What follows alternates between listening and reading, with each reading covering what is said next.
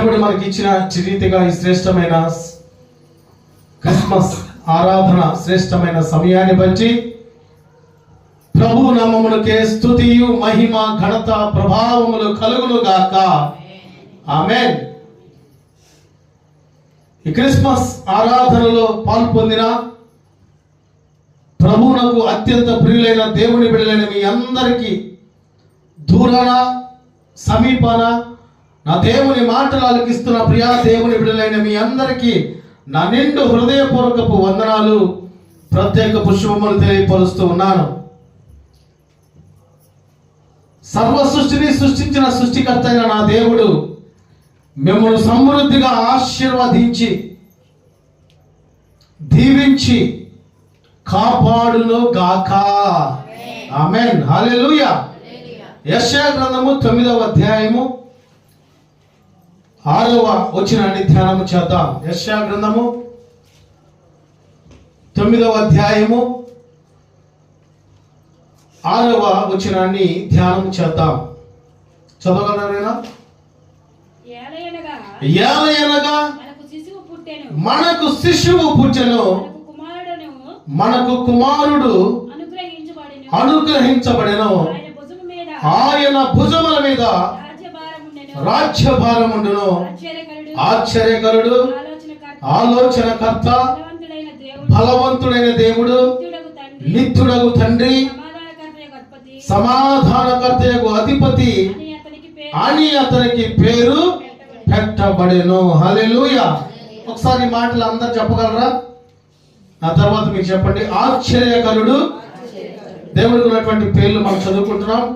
ఆశ్చర్యకరుడు, ఆలోచనకర్త, బలవంతుడు అయిన దేవుడు, నిత్యుడగు తండ్రి, సమాధానకర్తయగు అధిపతి అని అతనికి పేరు పెట్టబడెను. ఈరోజు ఈ వాక్యమును బట్టి పరిశుద్ధాత్ముడు మనందరితో మాట్లాడబోచున్నాడు. దేవునికి స్తోత్రము కలుగును గాక.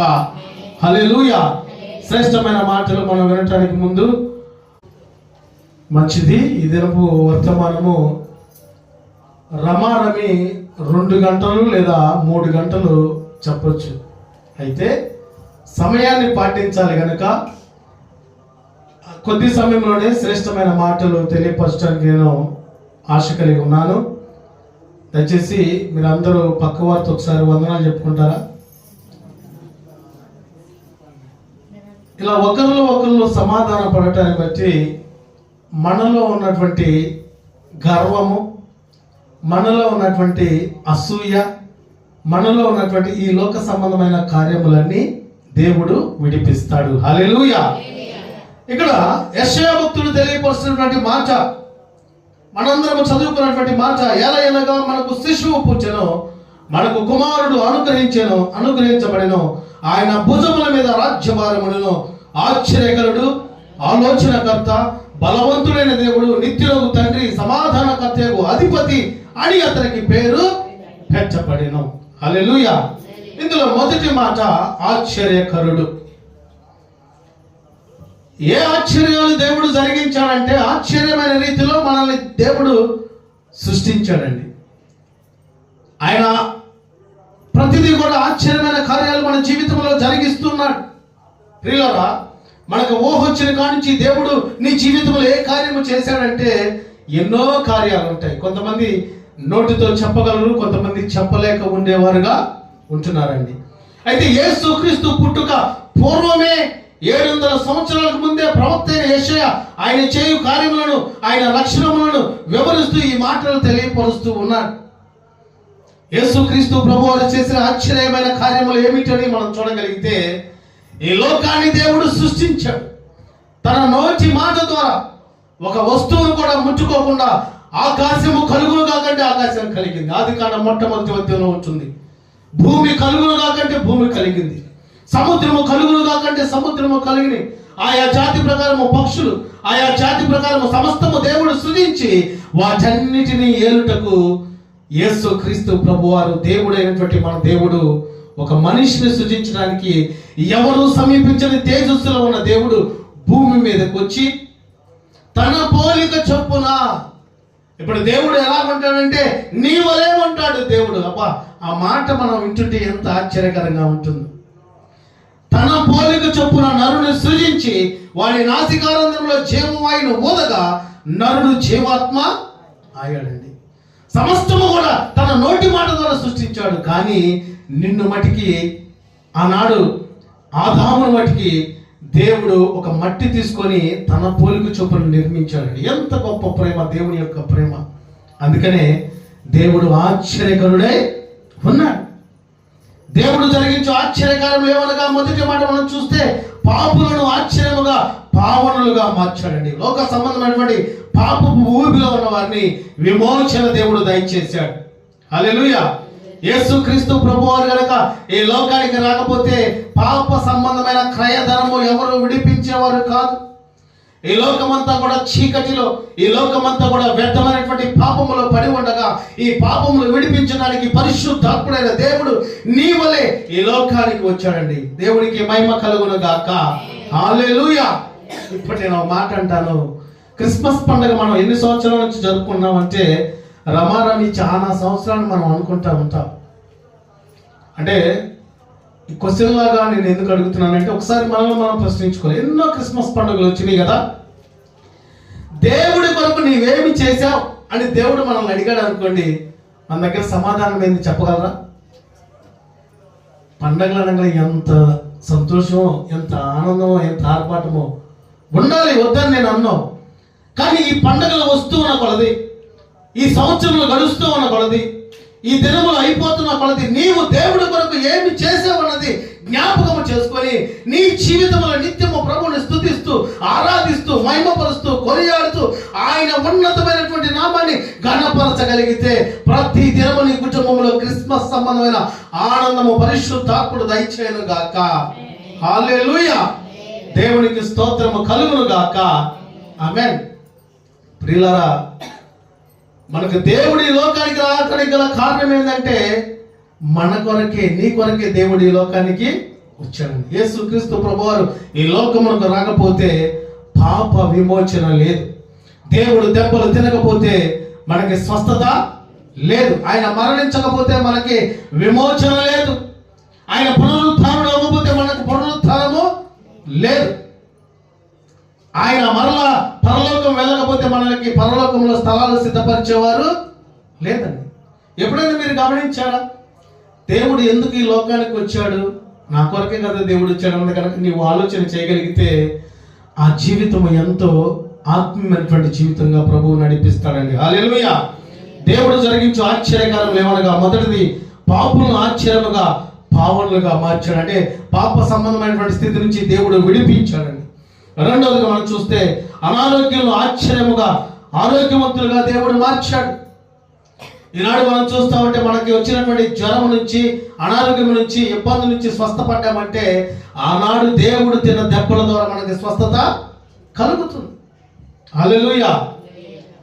కనుక ప్రియులారా, ఈ లోకంలో మనిషి జీవితం ఏ పాటిదంటే కొంతసేపు కలపడే అంతలోనే ఆవిరివయ్యే నీటి మీద బుడగలాంటిదండి. కనుక ఈ జీవితాన్ని బట్టి మనం ఆలోచన చేయకూడదు.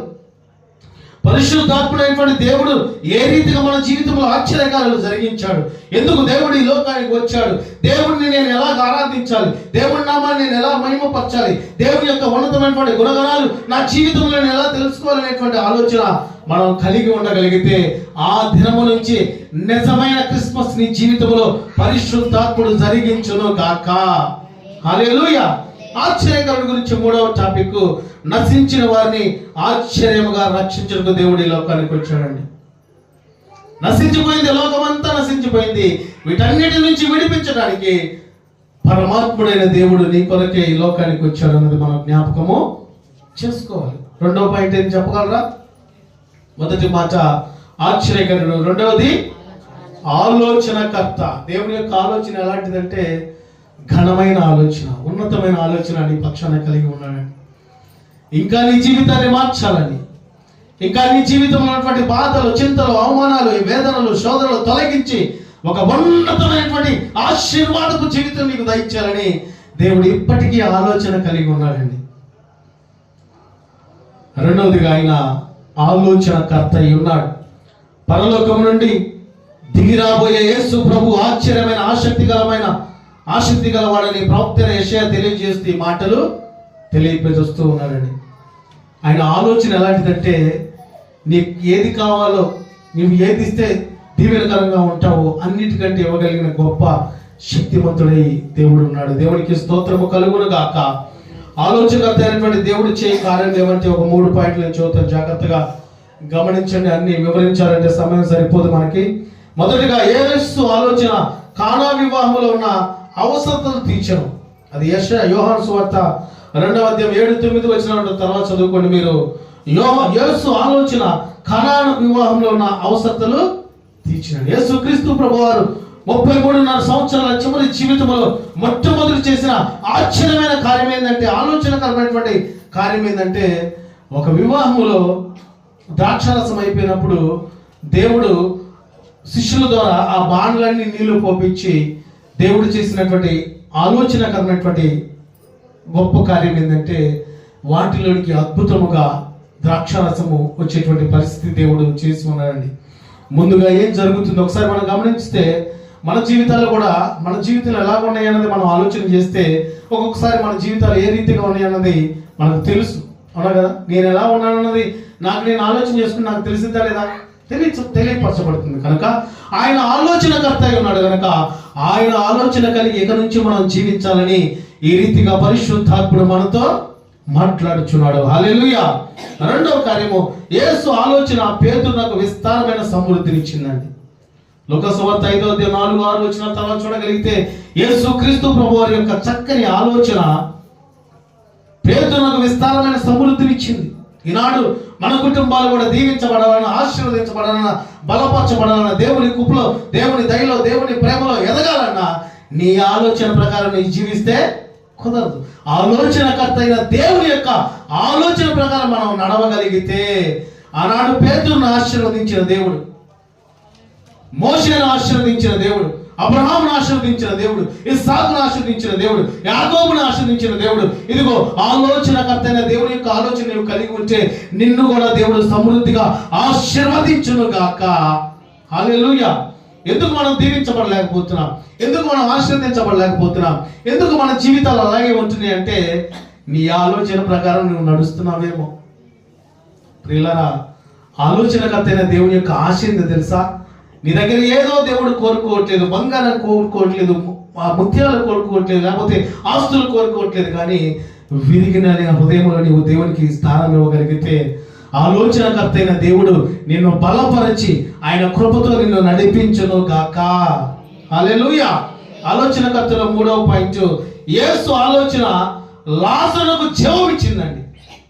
అంటే చనిపోయిన లాజరుని మళ్ళీ దేవుడు బ్రతికించాడు. 4 దినములు అయిన తర్వాత లాజరు చనిపోయి ఆ గుడ్డుతో కప్పుబడి ఒక రకమైనటువంటి వాసనతో ఉన్నటువంటి వ్యక్తిని యేసు క్రీస్తు ప్రభువారు లాజరు బయటికి రాగానే వెంటనే నడుచుకుంటూ వచ్చాడు. ఆయన ఆలోచన ఎలాంటిదంటే, అసాధ్యమైన కార్యాలు దేవుడు సాధ్యము చేయగలడు. హల్లెలూయా. ఈనాడు నా జీవితం ఇంతే, నా బ్రతికింతే, నా స్థితి ఇంతే అనే ఆలోచన కలిగి ఉంటున్నామేమో. ఆలోచనకర్త అయిన దేవుడు నీతోనే సూటిగా మాట్లాడుతున్నాడు. ఇక నుంచి దైవ సంబంధమైనటువంటి ఆలోచన నీవు కలిగి ఉంటే నీ కుటుంబంలో దేవుడు చింతలు తొలగించును గాక. దైవ సంబంధమైనటువంటి ఆలోచనతో నీవు నడిపింపగలిగితే నీ కుటుంబంలో ఉన్నటువంటి ప్రతి బంధకాలు నా ప్రభువు తీసివేయును గాక. నువ్వు దైవ సంబంధమైనటువంటి ఆలోచన కలిగి ఇది మొదలుకొని నీ జీవితాన్ని ముందుకు కొనసాగించగలిగితే దేవుని యొక్క ఆలోచనతో నీ కుటుంబాన్ని స్థిరపరిచి నీ పక్షాన దేవుడు ఉండి నీ పక్షాన దేవుడు గొప్ప కార్యములు జరిగించును గాక. హల్లెలూయా. కనుక ఆయన ఆలోచన ఏమైందంటే, ప్రతి నిత్యము దేవునితో సహవాసం చేయాలని దేవుడు ఆలోచన కలిగి ఉన్నానండి. మన సొంత పనులు చేసుకోవాలంటే ఎంత బాగా చేసుకుంటాం. ఉదాహరణకి ఏదైనా పెళ్లి చేయాలనుకోండి, మన ఇంట్లోనే పెళ్లి, అసలు మనం ఆగుతావా? అసలు ఎంత ఆర్పాటాలు, ఎంత హంగులు, ఏం చేస్తూ ఉంటామో. ఆ పెళ్లి రోజు వాక్యం కొద్దిసేపు ఎక్కువ చెప్పాడు ఆ పాస్టర్ గారు, ఆపడే ఆడ భోజనాలకు ఎదురవుతుంది అనే ఆలోచన, అవునా కదా? గడిచిన దినం కూడా అదే జరిగింది. మందిరంలో ప్రార్థన స్టార్ట్ చేసిన తర్వాత రమారమి 11 ఏమైంది, ఒక 2-2:30 ఒకరి మొక్కలు ఒకరు చూసే పరిస్థితులు అనుకుంటున్నాను చూడ, అంతేనే కదా? ఏదేమైనప్పటికండి దేవుని శ్రేష్టమైన మాట మనం వింటూ ఉంటే దేవుడే మనకి సమృద్ధిని దయచేయను గాక. హల్లెలూయా, హల్లెలూయా. అపవాది ఏం చేశాడంటే, యేసుక్రీస్తు ప్రభువారిని నువ్వు ఆకలి కొని ఉన్నావు కదా, ఇదిగో ఈ రాళ్ళను రొట్టెలు చేసుకుని తినాలంటే అపవాదితో దేవుడు అన్న మాట, మనుష్యుడు భోజనం వల్ల కాదు కానీ దేవుని నోట నుండి వచ్చు మాట వల్ల బ్రతుకును అన్నాడు. హల్లెలూయా. కనుక మనము మన జీవితంలో ప్రతి బంధకాలు దేవుడు తొలగించడానికి సమర్థుడై ఉన్నాడు. ఆయన ఆలోచనకర్త అయి ఉన్నాడు. కనుక మన ఆలోచన పక్కన పెట్టి దేవుని ఆలోచనతో నడవగలిగితే దేవుడు ఒక ఉన్నతమైనటువంటి ఆశీర్వాదపు వారసులుగా దేవుడు మనల్ని మార్చును కాక. హల్లెలూయా. 3వ పాయింట్ చదవగలరా?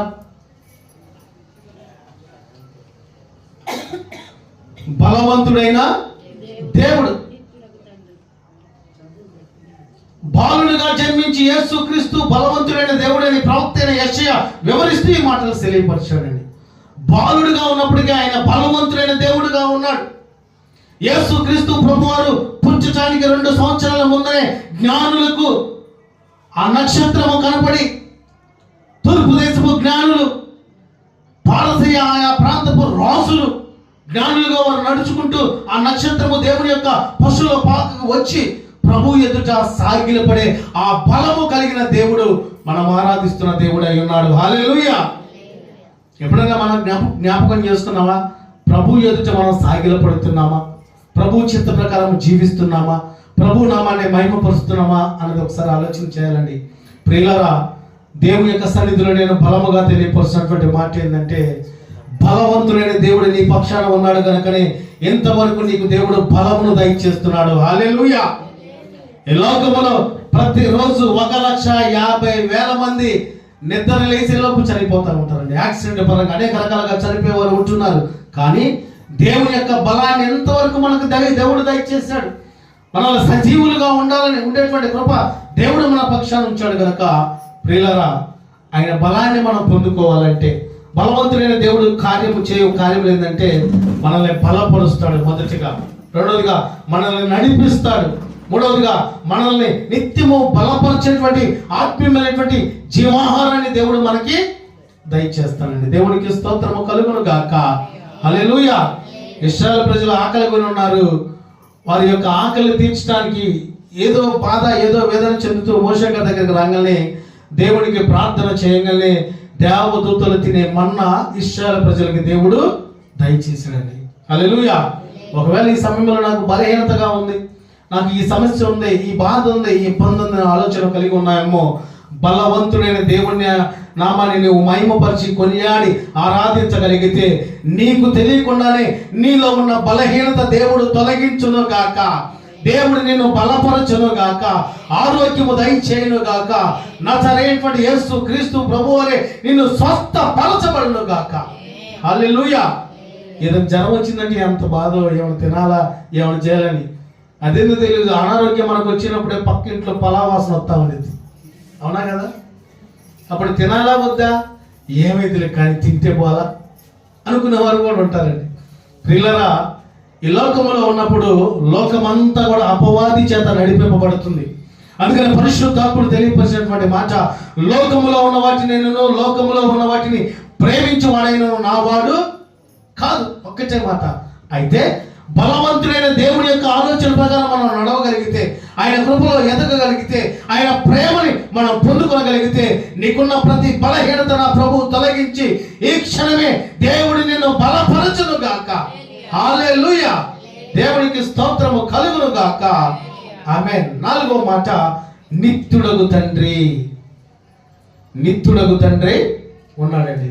యేసుక్రీస్తు నిత్యుడగు తండ్రి అనియు అంతము లేని దేవుడని యెషయా ప్రవక్త ప్రవర్తిస్తూ ఈ మాటలు తెలియపరుస్తూ ఉన్నారు. ప్రియులారా, నిత్యులకు తండ్రి మన ఎడల చేయు కార్యం లేవనగా, మొదటిగా నిత్యము మనల్ని పోషించునండి. మత్తయి సువార్త 6:26 మనం చూడగలిగితే, తర్వాత నిత్యము మనల్ని ఆయన పోషిస్తాడు. నిజమే కదా? ఆకాశ పక్షులను ఎవరు పోషిస్తున్నారు? సముద్రంలో ఉన్న చేపలను ఎవరు పోషిస్తున్నాడు? దేవుడు చేసే అద్భుతమైన శక్తి ఏందో తెలుసా? నీవు మాట వినకపోతే గాడిద చేత దేవుడు మాట్లాడిస్తాడు. హల్లెలూయా. నీవు మాట వినకపోతే ఆ యొక్క నీ పరిస్థితి ఎలాగుంటా, ఏ ఆలోచన కలిగి ఉన్నప్పటికీ చేప కడుపులో కూడా యోనాను ఎలా ఉంచాడో అలాగే అనేకమైనటువంటి విషయంలో దేవుడు మనల్ని బలపరచగలిగినటువంటి శక్తిమంతుడు నిత్యుడకు తండ్రి ఉన్నాడండి. ప్రియులారా, నిత్యము మనల్ని పోషిస్తూ ఉన్నాడు. రెండవదిగా నిత్యము మనల్ని ఆశీర్వదిస్తున్నాడు. మత్తయి సువార్త 25:34 తర్వాత మీరు చూడగలిగితే ఈ మాటలు చూడగలండి. మనం ఎవరు దీవించబడుతున్నారని ఎవరన్నా అడిగారంటే నేను దీవించబడాలయ్యా, అవునా కదా? ఒకరోజు మీటింగ్ జరుగుతామంటే అమ్మా దేవుడు మిమ్మల్ని ఆశీర్వదించాలనుకుంటున్నారు, మీరు చేతులు ఎత్తానంటే ఎంతమంది ఎత్తారు చేతులు, అందరూ ఉన్న వాళ్ళందరూ చేతులు ఇచ్చారు. సరే ఈరోజు ఎవరు రక్షణ పొందుతున్నారంటే వ్యక్తుల చేతులు చిన్నగా దిగిపోతున్నాయి. అంటే ఆశీర్వాదం అయితే కావాలి, ప్రభు యొక్క రక్షణ అయితే వద్దు. ఏమండి, నేను సూటిగా చెప్పగలను, ఈ దినములు చాలా చెడ్డ దినాల్లో మనం ఉన్నామండి. ఎప్పుడు ఏమైందో మన జీవితాన్ని మనం చెప్పలేము. ఈ లోకంలో మనము సజీవులుగా ఉన్నప్పుడే నిత్యుడకు తండ్రిని ఆలోచనకర్తైన దేవుడు, నిన్ను ప్రేమిస్తున్నటువంటి దేవుడిని నీవు నమ్ముకొని రక్షణ భాగ్యాన్ని పొందుకొని ఆయన కృపలో నీవు నడగగలిగితే పరలోక రాజ్యములో నిత్య జీవ గ్రంథములో నీ పేరు లిఖితమవుతుంది. హల్లెలూయా. అదేం కాదు, నాకు 30 సంవత్సరాలు, ఇప్పుడు నేను చక్కగా 70 సంవత్సరాలు 75 సంవత్సరాలు చివరి వయసులోకి వచ్చినాక అప్పుడు నేను రక్షణ పొందుతానన్నావు అనుకో, ఈలోపు నోవా కాలంలో వచ్చినట్లు వరద వచ్చి కొట్టుకుపోవచ్చండి. కరోనాలో ఎంతమంది భయపడ్డారని అడిగితే ఏం చెబుతారు మీరు? ఊరుకోండి పాస్టర్ గారు, అదేం మాట, నువ్వు భయపడలా మేము భయపడలా అంటారేమో, మీ మనసులో అదే ఆలోచన రావచ్చు. ప్రియులారా, దేవుడు అందుకనే కొన్నిసార్లు తెగుళ్ళు పంపిస్తూ ఉంటాడు. కరోనాను బట్టి మనం జ్ఞాపకం చేసుకోవాల్సింది ఏంటంటే, మనుషులు మాట్లాడుకోవడానికి భయపడ్డారు, షేకాండ్ ఇచ్చుకోవడానికి భయపడ్డారు, ఒకరి ద్వారా ఒకరికి వచ్చి దేవుడు భయపడ్డారు. కానీ నిన్ను సృష్టించిన దేవుడే నిన్ను రక్షించాడు, కాపాడాడు. నిన్ను ఆ సమయంలో నీకు స్వస్థతను దేవుడు దయచేశాడు. దేవునికి స్తోత్రము కలుగును గాక. హల్లెలూయా. కరోనాలో కనుక దేవుడు మనల్ని కాపాడకపోతే మన బతుకులు ఎట్టుండే, అవునా కదా? ఏం చెప్పేవాళ్ళం కాదు మనం. మీరు గమనించగలిగితే ప్రపంచ దేశపు వరల్డ్ వైజ్గా చెప్పినటువంటి మాట, ప్రతి ఒక్కరికి కరోనా రోగం వచ్చిందంటండి. ప్రతి ఒక్కరికి కరోనా వచ్చింది. కానీ నీలో ఉన్నటువంటి ఇమ్యూనిటీ పవర్ను బట్టి నీకు తెలియకుండానే దేవుడు దాని నుంచి నిన్ను స్వస్థపరిచాడు. దేవునికి స్తోత్రము కలుగును గాక. హల్లెలూయా. మూడవదిగా నిత్యము మనల్ని కనికరించి దేవుడై ఉన్నాడు. నువ్వు ప్రార్థన చేసుకుందాం అనుకొని ప్రార్థన చేయకపోయినా దేవుడు నిన్ను కనికరిస్తూనే ఉన్నాడు. నువ్వు ప్రభుని మహిమ పొందుతాం, పాటలు పాడదాం, ప్రభు వాక్యం చదువుకుందాం అనుకొని ప్రభు యొక్క కార్యము నువ్వు చేయకపోయినా ప్రభు నిన్ను మహిమ పరుస్తూనే, ఆయన కృప చూపిస్తూనే ఉన్నాడు అన్నది మనం జ్ఞాపకం చేసుకోవాలండి. చివరిగా ఐదవదిగా మనం చూడగలిగితే సమాధానకర్తయగు అధిపతి అయి ఉన్నాడు. ఈ మాట యేసుక్రీస్తు దేవునికి మనుషులకు మధ్య సమాధానము కలుగు చేయు సమాధానకర్తయగు అధిపతి అని యెషయా ప్రవక్త తెలియపరుస్తూ ఈ మాటలు యెషయా గ్రంథం 9:6 యేసుక్రీస్తు ప్రభు వారు పుట్టక ముందు 7 సంవత్సరాల ముందు ప్రవక్త అయినటువంటి యెషయా ద్వారా దేవుడు తెలియపరిచి ఉన్నాడండి. ప్రియులారా, దేవుడు పుట్టి రమారమి 2025 సంవత్సరాలు అయినప్పటికీ, దేవుడు మన కొరకు ఈ లోకంలోకి వచ్చినప్పటికీ మనం మారకపోతే, మన మాట మారకపోతే, మన చూపు మారకపోతే, మన నడవడిక మారకపోతే, మన క్రియలు మారకపోతే, మన తలంపులు మారకపోతే దేవుడు నిత్యము చూస్తున్నాడు అనేది మనం జ్ఞాపకము చేసుకోవాలండి. ప్రియులారా, ఆయన యొక్క ఆలోచన ఏం తెలుసా? నన్ను పోలి మీరు నడువుడి. అంటే దేవుడిని పోలి మనం నడిచే వారంగా ఉండాలి. ఆయన నామాన్ని మహిమపరిచే వారంగా, ఆయన ద్వారా దీవించబడే వారంగా, ఆయన ద్వారా ఆశీర్వదింపబడే వారంగా, ఆయన ద్వారా సమస్తము అసాధ్యమైన కార్యాలు సాధ్యపరిచేటువంటి ఆ జీవితం మనం కలిగి ఉండాలని దేవుడు తెలియపరుస్తున్నాడండి. చివరిగా 5వ మాట, సమాధానకర్తయగు అధిపతి. సమాధానకర్తయగు దేవుడు చే కార్యములు ఏమనగా, మొదటిగా మనకు సమాధానమును అనుగ్రహించని మాట చదువు ఒకసారి. తెస్సలోనికీయులకు రాసిన 2వ పత్రిక. ముందుగా చెప్పానుగా, రమారమి 3 గంటలు చెప్పే సబ్జెక్టు ఈ పాటల ద్వారా, మనం ప్రార్థనలో కొంచెం వెనుక ఉండడం ద్వారా ఆ 20 నిమిషాల్లో ముగించడం జరుగుతుంది. దయచేసి గమనించండి. ఆ శ్రేష్టమైనటువంటి సమయంలోనికి మనం రాబోతున్నాము. తెస్సలోనికీయులకు రాసిన 2వ పత్రిక, దయచేసి అందరూ చూడగలరా? 3వ అధ్యాయము 16వ వచనం చదువుకుందామండి.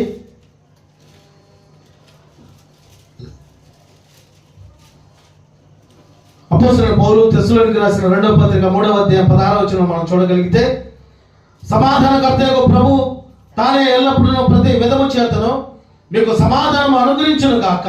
ప్రభు మీ అందరికీ తోడై ఉండును గాక. హల్లెలూయా. ఆనాడు దేవుడు మోషేకు తోడై ఉన్నాడు, యెహోషువకు తోడై ఉన్నాడు, దావీదుకు తోడై ఉన్నాడు కనుకనే గొప్ప కార్యాలు చేసి ఉన్నాడు.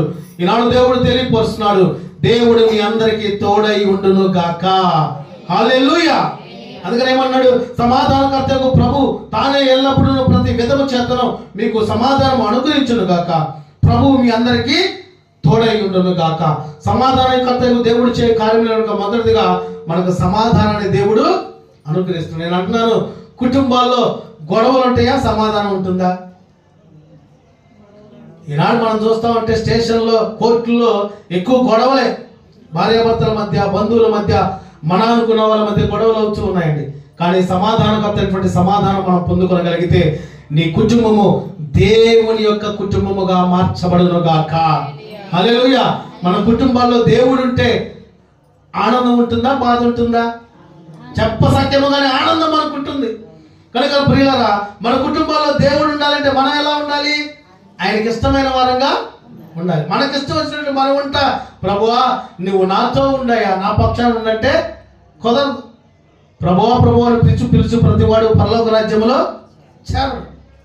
కనుక మనకు సమాధానము దేవుడు అనుగ్రహించడానికే శ్రేష్టమైన మాటలు ఈ దినమున మనతో మాట్లాడుతున్నాడు. రెండవదిగా మనకు ధైర్యము అనుగ్రహించును. న్యాయాధిపతుల గ్రంథం 6వ అధ్యాయము, న్యాయాధిపతుల గ్రంథము 6వ అధ్యాయము 23-24 వచ్చిన చదవగలరా?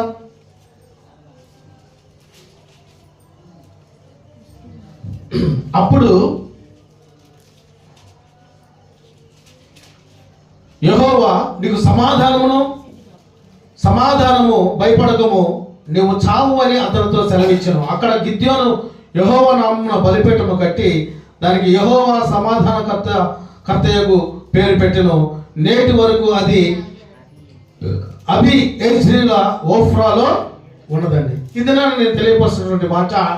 ఒకవేళ ఏదైనా బాధతో, ఏదైనా దిగులుతో, ఏదైనా సమస్యతో నీవు అధైర్యముగా ఉన్నావేమో, దేవుడు సూటిగా తెలియపరుస్తున్నటువంటి మాట, సమాధానకర్తకు అధిపతి అయిన దేవుడు తెలియపరుస్తున్నటువంటి మాట, దేవుడు నీకు ధైర్యమును అనుగ్రహించును గాక. హల్లెలూయా. ఆనాడు గొలియాతు యుద్ధశీలుడు, భయంకరమైనటువంటి రూపం కలిగినటువంటి వాడు అయినప్పటికీ, దావీదు రమారమి చిన్న బాలుడుగా ఉన్నప్పటికీ దావీదు పక్షాన దేవుడు ఉన్నాడు కనుకనే ఇశ్రాయేలు ప్రజలు, సౌలు, దావీదు యొక్క అన్నదమ్ములు, ఆ రాజులు, మంత్రులు, భటులు ఏమీ చేయలేకపోయినప్పటికీ దావీదు పక్షాన దేవుడు తోడుగా ఉన్నాడు కనుకనే ఐగుప్తుని చంపేటువంటి ఆ గొలియాతును చంపేటువంటి ఆ శక్తి, ఆ ధైర్యము దేవుడు దయచేశాడండి దావీదుకి. దేవుడికి స్తోత్రము కలుగును గాక. హల్లెలూయా. అనగా ఈ దినము నేను తెలియపరిచినటువంటి మాట ఏంటంటే, అపవాదిని తరిమి కొట్టే ఆ ధైర్యము, ఆ ప్రార్థన జీవితము, ఆ స్తుతి జీవితము, ఆ కృప దేవుడు మీకు దయచేయును గాక. హల్లెలూయా. దేవుడు మనందరికీ ధైర్యము అనుగ్రహించును గాక. ఆమేన్. మూడవ పాయింట్ మనం చూస్తే, మనకు పరిశుద్ధతను దేవుడు అనుగ్రహించాడు. తెస్సలోనికీయులకు రాసిన మొదటి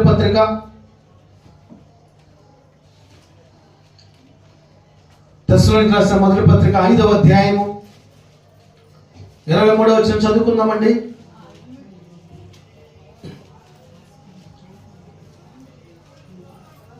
సమాధానకర్తయగు దేవుడే మిమ్మల్ని సంపూర్ణంగా పరిశుద్ధపరచును గాక. మీ ఆత్మయు జీవమును శరీరమును ప్రభువైన యేసుక్రీస్తు రాకడయందు నిండారహితముగాను సంపూర్ణంగాను ఉండునట్లు కాపాడబడును గాక.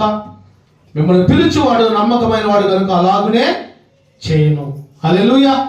ఇక్కడ చివరిగా మాట్లాడుతున్నటువంటి మాట, మనకి పరిశుద్ధతను దేవుడు అనుగ్రహించున్నాడు. ఎంతకాలం మనం ఇంకా మారకుండా ఎక్కడ వేసిన పొంగలు అక్కడగా ఉంటే వీలు లేదండి. పిల్లరా, ఈ క్రిస్మస్ దినాన దేవుడు సూటిగా నీతోనే మాట్లాడుతున్నాడు. పరిశుద్ధంగా మనం ఉంటున్నామా లేదా అనేది మనల్ని మనం ప్రశ్నించుకుందామండి. ఇదిగో ఈ లోకము శాశ్వతము కాదు, నీ కుటుంబము శాశ్వతం కాదు, నీ బంధువులు శాశ్వతం కాదు. కానీ నిన్ను ప్రేమించే దేవుడు నీ కొరకు గొప్ప పరలోక రాజ్యమును నీ కొరకు నిర్మించి ఉన్నాడు. నేను పరలోక రాజ్యము తీసుకెళ్ళాలని దేవుడు ఆలోచన కలిగి ఉంటున్నాడు కనుక ఇక్కడ నుంచి అయినా దేవుడి యొక్క ఆలోచన నువ్వు కలిగి ఉండగలిగితే, దేవుడి యొక్క సమాధానము నువ్వు పొందుకోగలిగితే, దేవుడి కృపలో దేవుడి దయలో నువ్వు ఎదగగలిగినట్లయితే, నిన్ను ఏ రీతిగా అయితే దేవుడి లోకంలో పుట్టించి ఉన్నాడో అదే రీతిగా ప్రభువుని మహిమపరిచే ఆ గొప్ప కార్యము నీ పక్షాన్ని చేయాలని దేవుడు ఆలోచన కలిగి ఉన్నాడండి. అందుకనే యెషయా భక్తుల ద్వారా ఈ 9వ అధ్యాయం 6వ వచనంలో తెలియపరిచినటువంటి మాట, ఏలైనగా మనకు శిష్యు పుట్టెను, మనకు కుమారుడు అనుగ్రహించబడెను, ఆయన భుజం మీద రాజ్యభారం ఉండెను, ఆశ్చర్యకరుడు, ఆలోచనకర్త, బలవంతుడైన దేవుడు, నిత్యోగుడు, తండ్రి, సమాధానకర్త, అధిపతి అయిన అతనికి పేరు పెట్టబడెను. హల్లెలూయా. కనుక ప్రియులరా, ఆశ్చర్యకరమైనటువంటి దేవుడి నీ పక్షాన ఉన్నదని నువ్వు జ్ఞాపకం చేసుకోవాలి. ఆలోచనకర్త అయిన దేవుడి యొక్క ఆలోచన నేను కలిగి ఉండాలని ఆ నడిపింపు మనం కలిగి ఉండాలి. మూడవదిగా, బలవంతుడైన దేవుడు, ఎవరికి భయపడాల్సినటువంటి భయము లేదు. దేవునికి భయపడగలిగితే, నా మాట ఒకటే, దేవునికి భయపడి మనం ముందుకెళ్ళి వెళ్ళగలిగితే అనేక మందిని భయపడే ఆ శక్తి దేవుడు మనకి ఇస్తాడండి. ప్రభు పని మనం చేస్తే మన పని దేవుడు జరిగిస్తాడు, నెరవేరుస్తాడు. నాలుగవదిగా, నిత్యుడగు తండ్రి, బలవంతుడైన దేవుడు మనకు తోడుగా ఉండగా మనం వేరే ఆలోచన కలిగి ఉండటానికి వీలు లేదు. చివరికి ఐదవదిగా, సమాధానకర్తకు అధిపతి, సమాధానము ద్వారా దేవుడు మనకు సమాధానాన్ని అనుగ్రహించాడు దేవుని ద్వారా. రెండవదిగా, మనకు ధైర్యం అనుగ్రహిస్తున్నాడు. మూడవదిగా, మనకి పరిశుద్ధతని అనుగ్రహించాడండి. కనుక ప్రియులరా, దేవుడి యొక్క ఉన్నతమైనటువంటి ఆశీర్వాదం పొందుకుందాం. ఏదో క్రిస్మస్ పండుగ వచ్చింది పోయింది, ఇంటికి పెయింట్లు వేసుకొని, ఇంటికి లైట్లు వేసుకొని, ఇల్లంతా శుభ్రం చేసుకొని, దేశాలను శుభ్రం చేసుకోవడం కాదు, హృదయాన్ని శుభ్రం చేసుకుందాం, హృదయాన్ని శుద్ధి చేసుకుందాం. ఇదిగో నీ హృదయంలో దేవుడికి స్థానం ఇవ్వగలిగితే, ఆశ్చర్యకరుడు, ఆలోచనకర్త, బలవంతుడైన దేవుడు, నిత్యుడగు తండ్రి, సమాధానకర్త, అధిపతి అయిన దేవుడు నీ హృదయంలోనికి దేవుడికి అవకాశం ఇవ్వగలిగితే నీ జీవితాన్ని ఒక ఆశీర్వాదకరమైనటువంటి జీవితంగా దేవుడు మార్చును గాక. హల్లెలూయా. ఈ మాటలని దేవుడు మన వినికిడిలో ఆశీర్వదించి దీవించును గాక. ఆమె అందరం లేచి నిలబడగలిగితే ఒక్క నిమిషం పరిశుద్ధాత్ముడైనటువంటి దేవుడు మనతో మాట్లాడినటువంటి మాటలను బట్టి మనం ధ్యానం చేద్దాం.